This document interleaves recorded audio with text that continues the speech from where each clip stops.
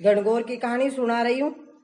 चैत का महीना या होली के बाद सब औरतें गौर पूजने लगी। पार्वती जी को भाभी उजलने के लिए पियर जाना था तो शिव जी के कि मैं भी साथ चलूं। दोनों नंदी को साथ लेकर निकले।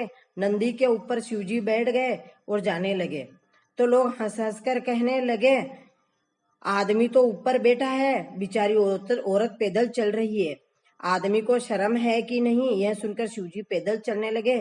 पार्वती जी को नंदी पर बैठा दिया और आगे चले तो लोग कहने लगे, देखो देखो, अपनी पत्नी तो पैदल चल रही है और खुद आराम से नंदी ऊपर बैठी है। घोड़े आगे चले, शिवजी पार्वती दोनों नंदी ऊपर बैठ गए तो लोग कहने लगे, कैसे निर्दयी आदमी औरत है, बेचारे नंदी के प्राण लेकर। यह सुनकर दोनों ही नीचे उतर गए और चलने लगे। आगे गए तो लोग फिर हंसने लगे, कैसे बेवकूफ धनी लुगाई है, साथ में सवारी है तो भी पैदल चल रहे हैं। तब शंकर जी बोले, दुनिया वाले कहीं से भी चैन से जीने नहीं देते। देखी दुनिया पार्वती जी आपने। आगे गए तो एक गाय ऊँट बैठ कर रही थी, उस खूब कष्ट हो रहा था। पार्वती जी ने पूछा, ये गाय क्यों तकलीफ है? तो शंकर जी ने कहा, इसके बच्चा होने वाला है।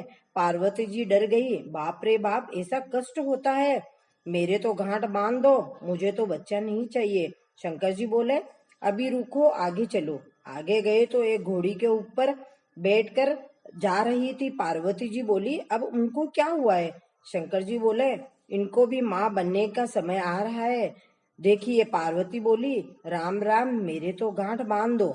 शंकर जी बोले, गौरी आगे चलो।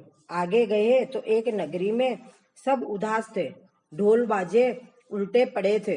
गौरी बोली, यहाँ इतनी शांति क्यों है? शंकर जी बोले, यहाँ रानी के कंवर होने वाला है, उसको प्रस्ताव पीड़ा चालू है। ये सुनकर गौरी दहल गई। गौरी बोली, भगवान अब तो मेरे गांठ बांध दो। भगवान ने कहा, गौरी जी सोच लो, बाद में पछताओगी। गौरी मानी नहीं और शंकर जी से गांठ बंधवा ली तो आगे बढ़े। ससुराल के गांव पहुंचे। ईश्वर जी पीपल के झाड़ के नीचे विश्राम करे। गोरा जी पियर गई। सब सहेलियों में भंगन हो गई। गणगौर का मेला लगाया था। गोरा जी सहेलियों के साथ मेला देखने गई। मेले में शंकर भगवान मोची का रूप बनाकर मोचड़ी बेचने बैठे गए। गोरा जी का सुंदर मोचड़ी पर मन चला गया। मोची के जाकर पूछा, मोचड़ी का मोल क्या है? मोचड़ी बोला, मेरा घड़ा भर कर ले आओ। पार्वती जी घड़ा भर लाई। अब बताओ मोचड़ी का मोल क्या है? मोची बोला, मेरे लिए 2 रोटी बना, यही मेरा मोल है। गोरा दी रोटी बनाकर लेके आई। अब बताओ मोचड़ी का मोल क्या है? मोची बोला, मैं तो अकेला हूँ, मेरा कोई नहीं है, मेरे साथ 2 कवे ले लो। पार्वती जी ने नजर बचाकर खा लिया और मोचड़ी लेकर घर आ गई। शंकर भगवान भी ससुराल आए। बड़ी गणगौर आई, सिंजारा मनाया और झीम कर महल में सोने आए। गौरी जी भी आई। तब शंकर जी पूछा, आज तो महल में चांदनी बहुत है। गोरा बोली, चांदनी तो पूत और पूर्णिमा की रहती है, आज तो पूर्णिमा भी नहीं है और मेरे कोई पूत भी नहीं है, यह तो चांदनी दिए की है। ईश्वर जी बोले, ये तो चांदनी और किसी की ही नहीं है। गोरादे बोली, बताओ क्या बात है? ईश्वर जी बोले, आपने मोची के साथ 2 कवे खाए। गोरादे बोले, आपने कैसा देख लिया? ईश्वर जी बोले, यह तो गोरा जी में ही था, इसलिए कोई बात नहीं है। औरतें बहुत मन चलाती है, जैसे मन नहीं चलाना चाहिए। दूसरे दिन गणगौर है। ईश्वर जी बोले, तालाब पर जाऊं? सब औरतें आएगी, सुहाग बांटना है, आप भी जल्दी जल्दी आना।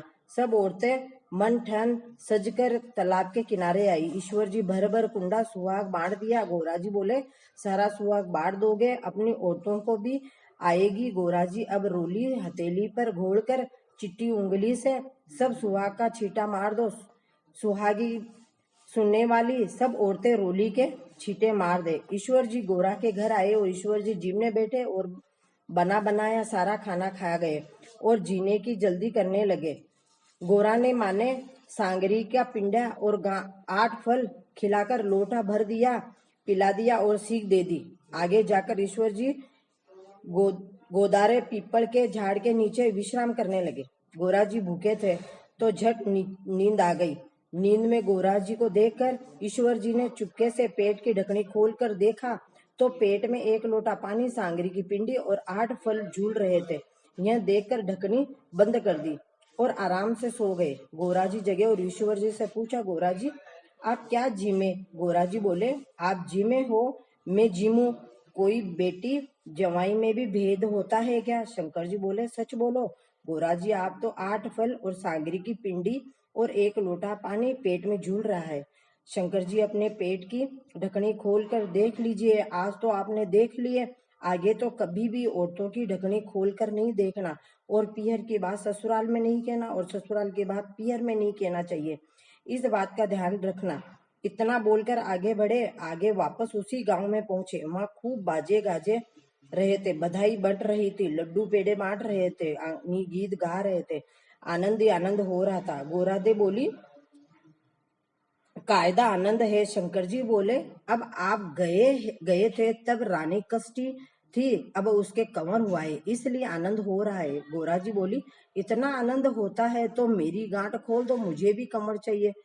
गोरी, ये गांठ अब नहीं खुलेगी, आगे चलो। आगे गए तो घोड़ी के बच्चा हुआ, उसको खूब आनंद हो रहा था। पार्वती जी बोली, मेरी गांठ खोल दो, बच्चा होने में इतना आनंद होता है। तो ईश्वर जी बोले कि हुई गांठ बोल दी हुई गांठ नहीं खुले। आगे गए तो बछड़े को चाट रही थी। जानवरों में भी बच्चा होता है तो इतना आनंद होता है। देखो ईश्वर जी, मेरी तो गांठ खोल दो वरना आगे चलूं नहीं। शंकर जी पसीना पसीना हो गए, चिंते में पड़ गए। शंकर जी ने कान में से एक मल निकालकर काड़ का पुत्र बनाया और अमृत छिड़कर संजीवन किया और बोले, दुनिया में सबसे पहले गौरी पुत्र गणेश जी की पूजा होनी, बाद में दूसरे देवता की पूजा होनी। खोटी की खरी, अधूरी की पूरी।